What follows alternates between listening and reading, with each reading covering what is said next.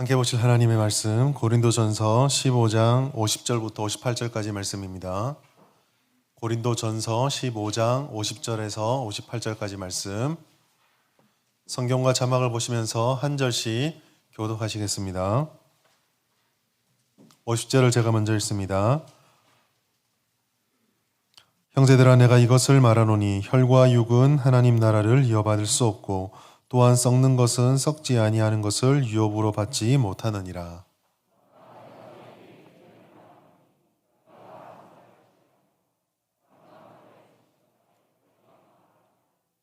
나팔 소리가 나매 죽은 자들이 썩지 아니할 것으로 다시 살아나고 우리도 변화되리라.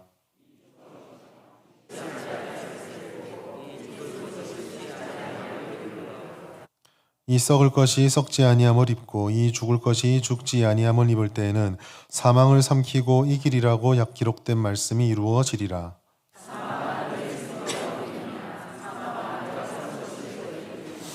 사망이 쏘는 것은 죄요 죄의 권능은 율법이라.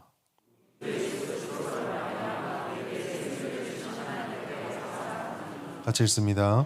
그러므로 내 사랑하는 형제들아, 견실하며 흔들리지 말고 항상 주의 일에 더욱 힘쓰는 자들이 되라.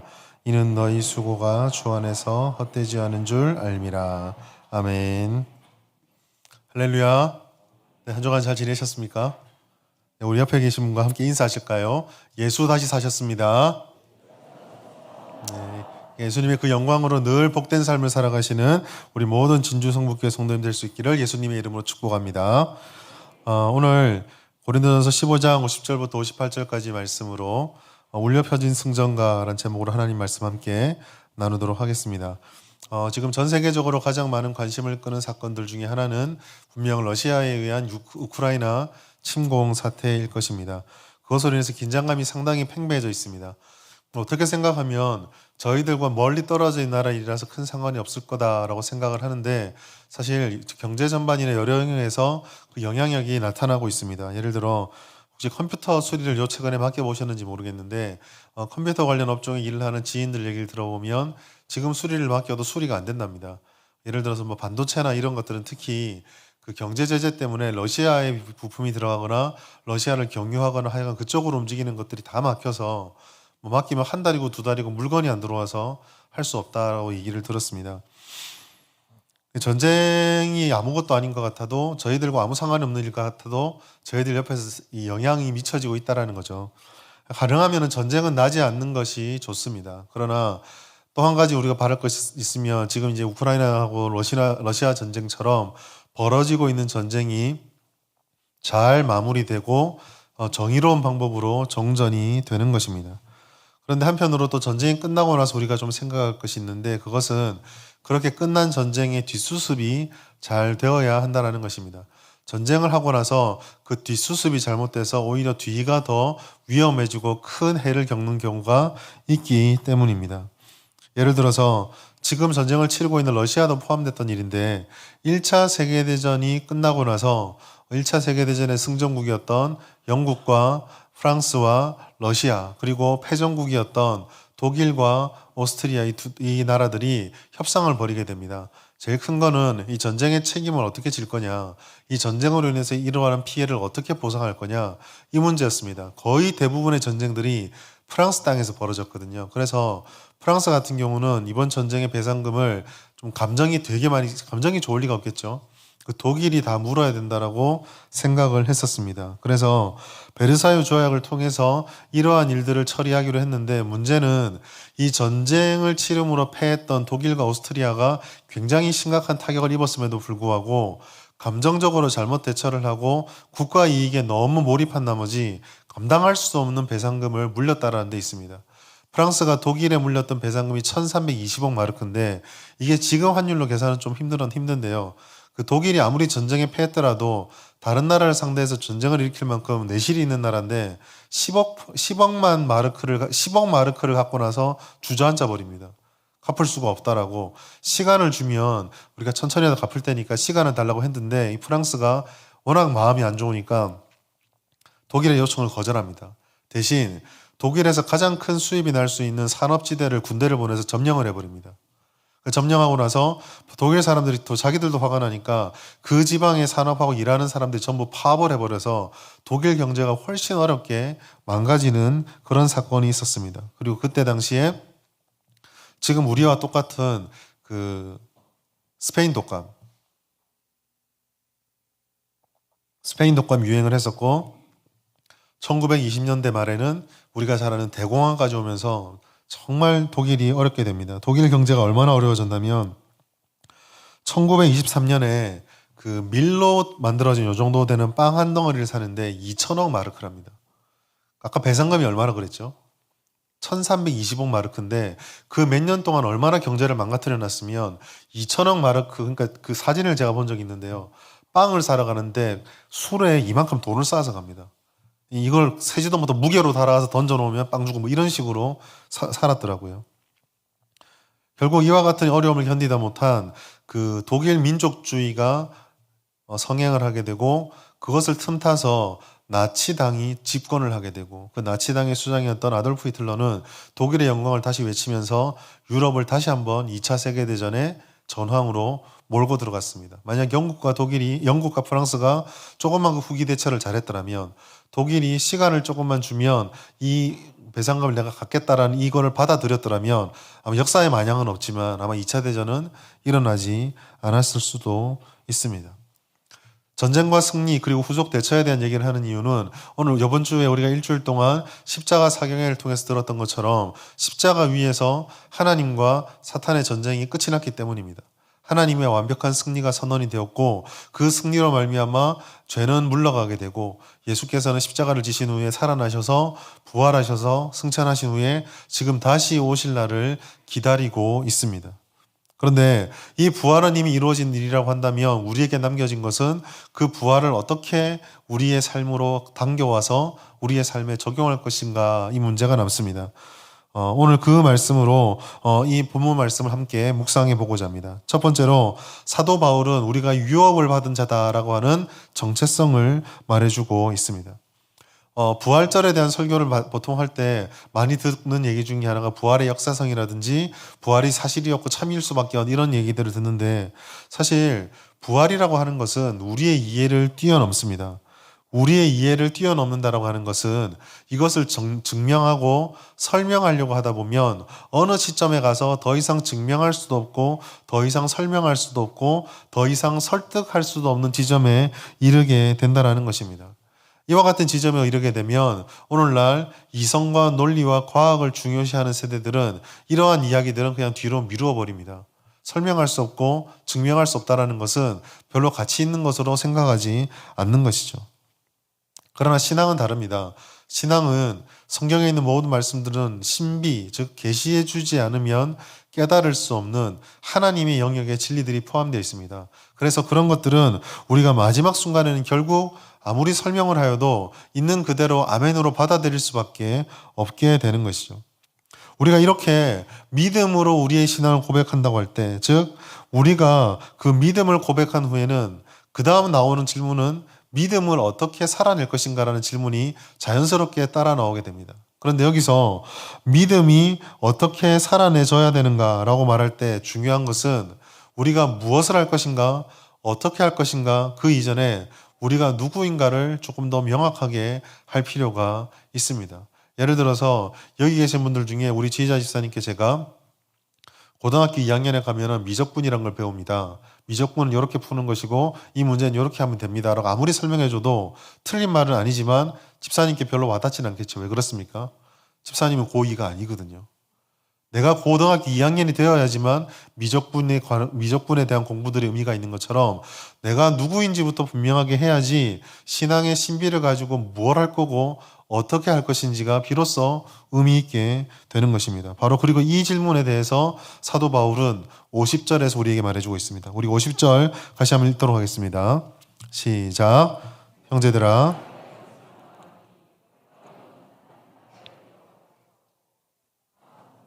썩지 아니할 것을 유업으로 받지 못하느니라. 아멘. 이 50절 말씀에 보면 사도 바울이 두 가지 대비를 보여주고 있습니다. 하나는 혈과 육과 하나님의 나라를 대비하고 있고, 다른 하나는 썩을 것과 썩지 아니하는 것을, 썩는 것과 썩지 아니하는 것을 대비하고 있습니다. 사도 바울이 이런 비유를, 이런 대비를, 즉 썩는 것과 썩지 않는 것, 혈과 육과 하나님 나라를 대비하는 이유는 성도가 누구인가, 내가 누구인가에 대한 사도 바울의 이해 때문입니다. 고린도후서 5장 17절 말씀 같이 읽습니다. 시작. 그런즉 누구든지 그리스도 안에 있으면 새로운 피조물이라. 이전 것은 지나갔으니 보라 새 것이 되었도다. 사도 바울은 성도가 누구냐, 내가 누구냐라고 질문을 했을 때 나는 새로운 피조물이다라고 자기 자신의 정체성을 고백했습니다. 새롭게 된다라는 것은 우리가 일주일 동안 들었던 말씀 속에 나왔던 것처럼 십자가에서 나타난 가장 큰 은혜입니다. 예수께서 십자가로 은혜와 구원의 길을 내어주셨습니다. 그의 대속적 죽으심과 구원의 은혜로 말미암아 우리는 하나님의 원수된 자에서 하나님의 자녀, 하나님의 백성이 되었습니다. 원수와 하나님의 자녀가 된다라는 것, 그것은 사도 바울이 50절에 말씀한 것처럼 썩는 것과 썩지 않는 것, 혈과 육과 하나님의 나라의 대비처럼 완전한 변화요, 새롭게 된 변화입니다. 이 변화는 점진적으로 조금씩 변화되는 것들, 우리가 조금씩 지내다 보면 변화가 나타나는 것이 아니라 우리 힘으로 할 수 없는 급격한 변화입니다. 우리 힘으로 할 수 없다는 것은 사람의 능력으로 할 수 없다는 것이죠. 예수님께서 이와 같은 사도 바울의 고백을 이렇게 말씀해 주셨습니다. 요한복음 3장 3절 말씀 시작. 예수께서 대답하여 이르시되 진실로 진실로 내게 이르노니 사람이 거듭나지 아니하면 하나님의 나라를 볼 수 없느니라. 아무리 우리가 신앙의 모습을 가지고 신앙적인 이야기를 한다 할지라도 이 거듭남이 없이는 하나님의 나라와 하나님을 볼 수 없다는 것이죠. 거듭났다라는 것은 단순한 행동 몇 가지로 보여줄 수 있는 것이 아니라 존재 자체의 변화입니다. 그런데 하나님께서는 이와 같이 어렵고 불가능한 일을 예수 그리스도를 죽이시고 예수 그리스도를 다시 살아나게 하심으로 말미암아 새롭게 일어날 수 있도록 그 길을 허락해 주셨습니다. 이것은 곧 그 길을 따라 걷는 자 역시 하나님께서 예수에게 주셨던 것처럼 이 새로운 약속과 새로운 변화를 누리는 자격을 주신다라는 의미이기도 합니다. 사랑하는 성도 여러분, 십자가에서 죽으셨던 예수 그리스도, 그분의 부활하심은 우리가 인정하든 인정하지 않던 이 세상을 둘로 구분지어 놓았습니다. 이 세상의 모든 것들은 이제 둘로 딱 나뉘어서 그 속에서 살아갑니다. 하나는 오늘 50절 말씀처럼 혈과 육이며 썩는 것입니다.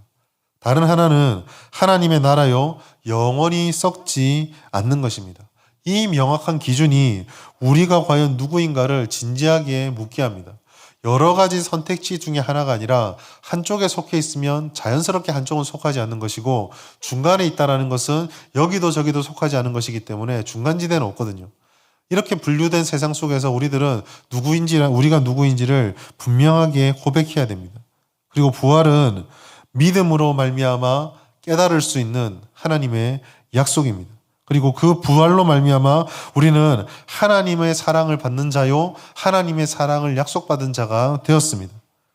결국 이 부활 신앙이라고 하는 것은 내가 성도라고 고백하는 자, 그 사람이 할 수 있는 신앙의 본질이자 근간이 되는 것입니다.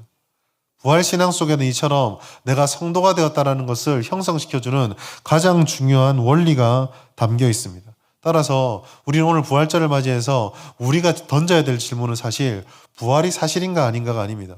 우리가 부활이 사실이 아니다고 해서 부활이 사라지는 것도 아니요. 우리가 사실이라고 인정한다고 해서 부활이 더 많이, 더 크게, 더 여러 부활이 생기는 것이 아닙니다. 우리가 던져야 될 질문은 이 부활의 선언 앞에서 나는 이 부활절을 온전히 믿는 하나님의 은혜와 유업을 상속받은 거듭난 성도인가 아닌가입니다.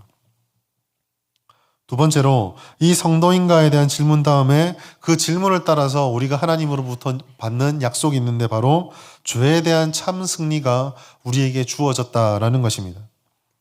하나님의 나라를 유업으로 받은 우리들이 죄의 유업으로부터 죄의 속박으로부터 벗어났다라고 하는 것은 십자가에서 가장 중요한 은혜, 십자가에서 선포된 가장 중요한 은혜 중에 하나입니다. 근데 사도 바울은 이 죄에 대한 승리, 죄에 대해서 승리했다는 것이 무엇인지를 말해주기 위해서 고린도전서 15장 53절부터 56절까지를 할애해서 설명을 하고 있습니다. 부활의 신앙이라는 것은 별거 다른 것이 아닙니다. 마지막 때에 죽은 자들이 썩지 아니할 것으로 살아나고 그때까지 살아있는 자들도 변화되게 될 것이다. 이것이 부활의 핵심입니다. 고린도전서 15장 52절 같이 한번 읽어보겠습니다. 시작. 나팔 소리가 나매 죽은 자들이 썩지 아니할 것으로 다시 살아나고 우리도 변화되리라. 아멘. 이 부활의 메시지를 듣고 부활을 생각하는 사람들이 가지는 질문들이 있습니다. 그 중에 하나가 이런 것일 텐데 아마 여러분도 한번 좀 생각해 보셨을 텐데 우리가 부활을 하게 되면 몇 세의 몸으로 살아나게 될까? 바로 이것입니다. 몇 세로 살아나실 것 같으세요? 아마 다양한 의견을 가질 것입니다. 내 인생 황금기가 40대였다고 생각하는 분들은 한 40살 정도가 아닐까요? 생각할 거고 나는 20대 때 가장 아름답고 좋았다면 그래도 20대 청년이겠죠 라고 이야기를 할 것입니다. 근데 성경에서는 애석하게 몇 세의 몸으로 부활하는지 대해서 전혀 말씀해주고 있지 않습니다. 대신에 오늘 바울은 이 고린도전서 15장 52절 말씀을 통해서 부활이란 것은 완전한 변화다라고 우리에게 말씀해주고 있습니다. 이 세상의 육체와는 변화된 모습인데 52절 보면 이 부활체의 특징을 첫 번째로 썩지 아니하는 것이다 라고 말하고 있습니다. 그리고 두 번째로 우리도 변화된다는 말을 통해 변화라고 말을 하고 있습니다. 부활은 인간을 창조하신 하나님께서 우리의 이해를 뛰어넘어서 그 하나님의 은혜로 이루어 주시는 영원한 새로운 창조입니다. 우리가 여기서 주목해야 될 것은 따로 있습니다. 그것은 바로 영원한 생명의 의미를 죄에 대한 것으로 사도 바울이 설명하고 있는 바로 이 부분입니다. 부활이 어떤 거며 부활을 누리는 신앙이 어떤 결과를 얻으며 어떤 현상들이 삶에 나타나고 이런 것이 아니라 죄와의 관계 속에서 바울이 설명하고 있다는 것이죠. 왜냐하면 이 부활과 전혀 반대되는 지점에 죽음, 죄의 권세가 있기 때문입니다. 죽음은 죄의 삭스로 우리에게 들어온 절대적인 절망입니다. 사람이 아무리 노력한다 할지라도 그 죽음은 극복할 수가 없습니다. 그리고 이것에 지배하고 이것으로 우리들을 얽어매었던 죄 역시 사람의 힘으로는 이길 수가 없는 상대입니다. 근데 부활은 이와 같은 죄가 끊어졌고 이 죄의 속박이었던 권세였던 죽음이 사라졌다라는 것입니다. 죽어서 썩어야 되는 육체가 살아나 썩지 않는 것이 되었습니다. 부활은 그래서 더 이상 우리가 죄에 복속되어 있지 않고 죄의 사슬에 묶여 있지 않다는 것을 우리들에게 말해주는 것입니다. 그래서 바울은 이 부활이라는 것을 죄로 인한 절대 사망이 패배한 사건이라는 것을 알려주고 싶었습니다. 이것이 바로 예수님께서 다 이루었다라고 십자가에서 하셨던 그 말씀의 의미 아닙니까? 결정적으로 죄는 패했고 더 이상 새로운 패배가 필요하지 않을 정도로 완전히 무너졌습니다. 그리고 이것을 사도 바울은 이런 노래로 승전가를 불렀습니다. 고린도전서 15장 55절 같이 읽습니다. 시작. 사망아 너희 승리가 어디 있느냐? 사망아 내가 쏘는 것이 어디 있느냐? 사도 바울이 지금 노래하는 것이 무엇입니까?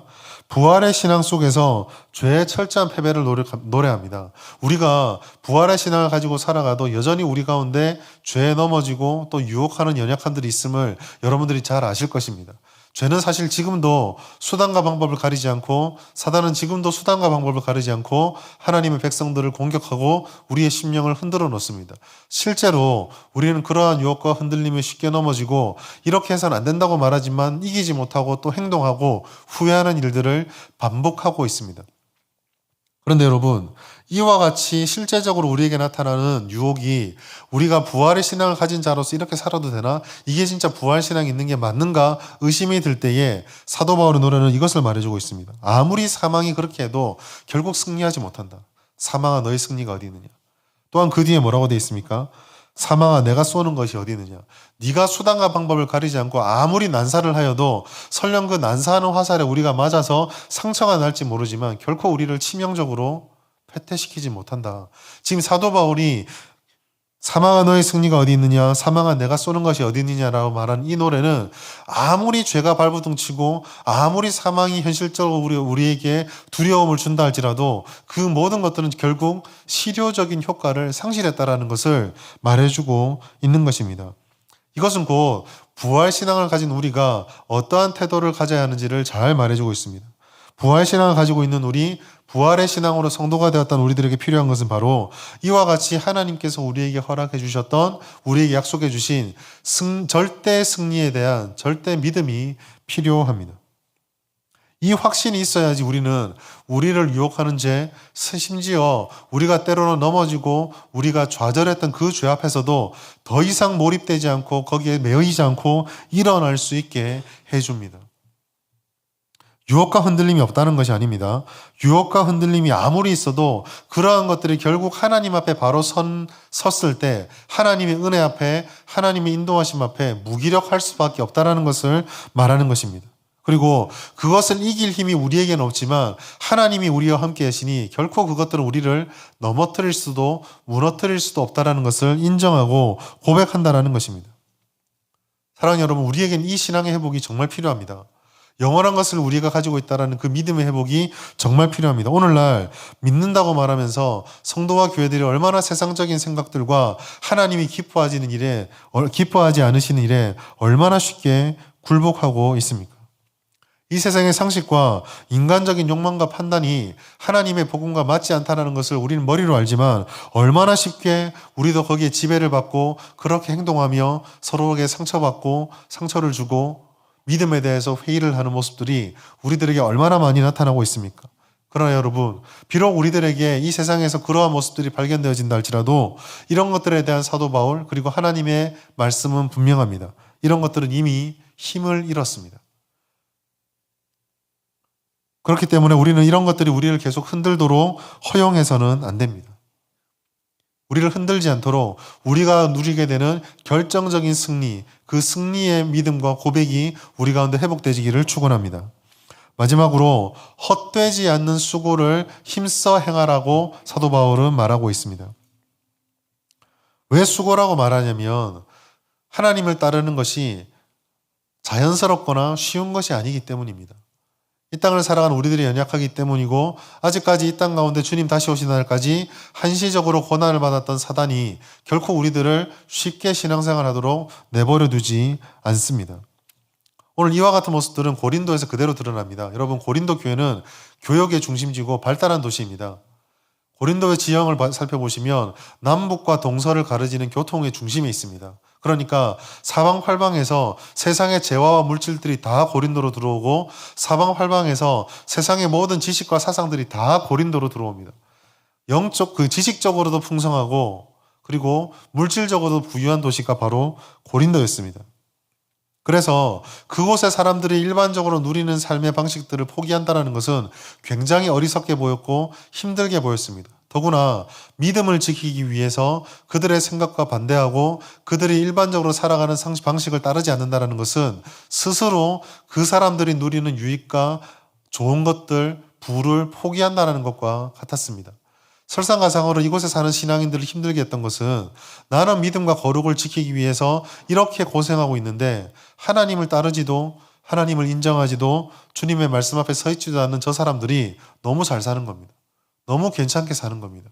그러한 모습이 찾아올 때 그들의 마음은 악인들의 승승장구 앞에서 무너질 것입니다. 그러나 바울은 바로 그러한 상황 가운데 오늘 우리에게 권면의 말씀을 주고 있습니다. 고린도전서 15장 58절 말씀 같이 읽습니다. 시작. 그러므로 내 사랑하는 형제들아,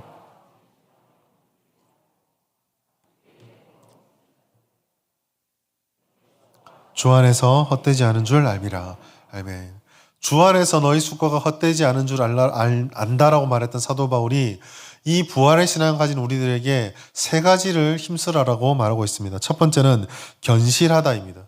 견실하다라고 하는 것은 뿌리를 내린다는 뜻입니다. 결국 이 견실한 신앙은 우리의 믿음의 가치들 그리고 우리에게 이 은혜를 주셨던 하나님의 약속과 십자가의 복음에 뿌리를 내리고 그 외에 다른 것들이 우리를 흔들지 못하도록 우리의 마음을, 우리의 신앙을 붙잡는 것입니다.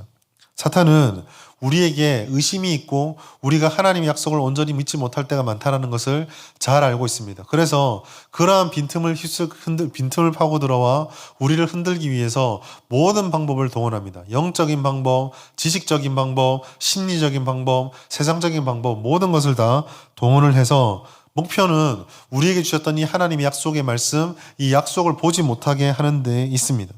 그러나 우리는 오늘 이 약속의 말씀 받았고 십자가의 은혜를 경험했습니다. 그러므로 이 십자가의 복음의 뿌리를 내려서 세상적인 것들에 내가 뿌리 내리지 않도록 늘 힘써서 애쓰고 버텨야 합니다. 믿음의 지속성이 있어야 한다는 것입니다. 두 번째로 사도 바울은 흔들리지 말라라고 말하고 있습니다. 이것은 뿌리 내림과 굉장히 밀접한 관련이 있습니다. 나무가 뿌리가 튼튼하면 쉽게 뽑기 힘듭니다. 그러나 그 뿌리가 병이 되었든 뭐가 됐든 드러나서 흔들리기 시작하면 그 다음부터 그것을 뽑는 것은 쉽습니다. 마찬가지로 흔들리지 말라라고 하는 것은 뿌리를 흔들려는 공격이 올 때 그 뿌리 내리는 걸 힘쓴과 동시에 딴 곳으로 옮겨가지 않도록 연합해서 마음을 지키고 신앙을 지키라라는 이야기입니다. 우리를 흔드는 것들이 찾아올 때 저기에 뭔가 더 좋은 것이 있는 것 같고 저것이 우리의 마음을 위로해 주는 것만 같을 때 우리는 거기에 마음을 빼앗겨서는 결코 안 됩니다. 유혹은 언제나 광명의 천사를 가장합니다. 우리에게 사기를 치는 사람들이 추리닝 입고 머리 반쯤 잘라버리고 한 열흘씩 씻지 않은 모습으로 결코 나오지 않습니다. 우리에게 사기를 쳐서 우리들을 무너뜨리고 우리로부터 원하는 것을 얻으려는 사기꾼은 늘 가장 아름답고 가장 좋고 가장 멋지고 가장 유려하고 가장 멀쩡한 모습으로 우리에게 다가온다는 사실을 우리는 늘 기억해야 합니다. 그러나 여기서 또 한 가지 문제가 생깁니다. 흔들리지 않은 믿음을 가지고 싶고 견고하게 서 있고 싶은데 우리가 그게 안 된다는 것이죠. 우리 힘으로 그게 안 된다는 것을 우리는 경험적으로 너무 잘 알고 있습니다.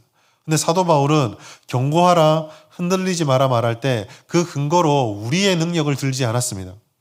57절 말씀 같이 한번 읽겠습니다. 시작. 우리 주 예수 그리스도로 말미암아 우리에게 승리를 주시는 하나님께 감사하노니. 아멘. 여러분 보이십니까? 사도 바울이 근거로 삼고 있는 것은 우리의 신앙 연륜이나 우리가 생각하는 경험의 값어치나 우리가 가지고 있는 능력이 아니었습니다. 사도 바울이 이처럼 견고하고 흔들리지 않을 수 있게 할 수 있다. 그렇게 할 수 있다라고 믿었던 근거는 예수께서 승리하셨기 때문입니다.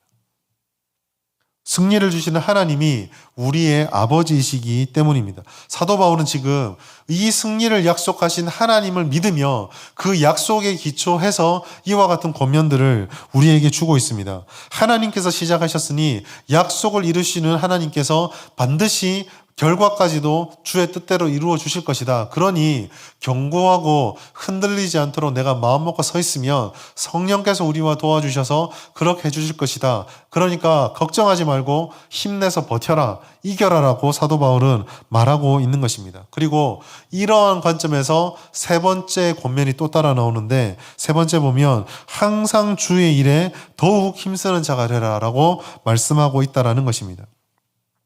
우리는 주님의 일에 더욱 힘써야 합니다. 그런데 이것이 하나님의 능력, 하나님의 승리의 약속을 신뢰하는 것과 무슨 연관이 있을까요?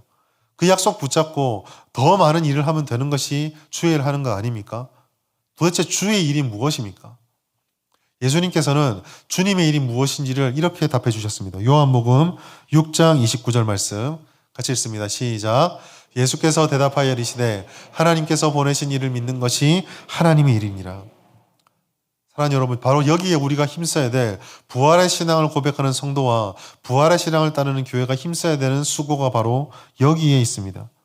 우리가 해야 될 수고는 교회가 해야 될 수고는 하나님을 보내신 이를 믿는 것입니다. 예수 그리스도를 잘 믿는 것입니다. 그를 믿는다라는 것은 그의 말씀을 지키는 것이고 그를 닮아간다라는 것입니다.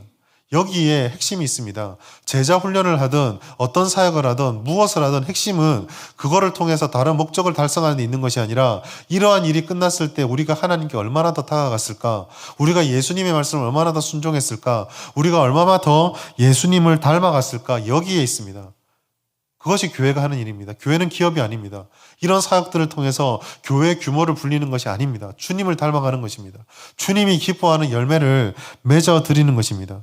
그의 생각이 나의 생각이 되고 그의 비전이 나의 비전이 되도록 우리를 주님을 닮아가는 자, 닮음이와 따라가는 따름이가 되도록 바꾸어가는 것, 그것이 수고하는 것입니다. 사랑하는 여러분, 믿음을 지키면서 우리는 이런 사명을 감당해야 되겠습니다. 부활은 사실입니다. 부활은 역사적인 진실입니다. 그것은 이미 우리의 고백과 상관없이 일어난 일입니다. 그리고 우리는 그 은혜를 따라서 성도가 되었습니다. 성도가 된 우리들이 힘쓸 것은 바로 여기에 있습니다. 이 믿음을 붙잡고 다른 것에 유혹을 받는 우리의 심령들을 주의 말씀의 뿌리 앞으로 데리고 나와 그 앞에 뿌리 내리고 흔들리지 않도록 힘쓰십시오. 예수님의 능력을 의지하고 승리하시는 하나님을 의지하시면서 주님을 믿는 일에 더욱더 헌신하십시오. 수고하고 또 수고하시되 하나님께서 우리들을 어떻게 이끌어 가실지를 말씀을 통해 보십시오. 하나님께서는 이와 같은 약속을 결코 실패하지 않고 우리들을 통해서 이루어 가실 것입니다. 하나님의 자녀를 하나님 자녀되게, 교회를 교회되게 하심을 통해서 이 세상 가운데 세상이 알지 못하는 하나님의 은혜를 우리를 통해서 이루고자 하시는 하나님의 계획들을 하나씩 이루어 가실 것입니다. 그러므로 부활신앙이라는 것은 결국 변화된 천국의 약속을 받아 오늘 변화된 자로 살아가는 것입니다.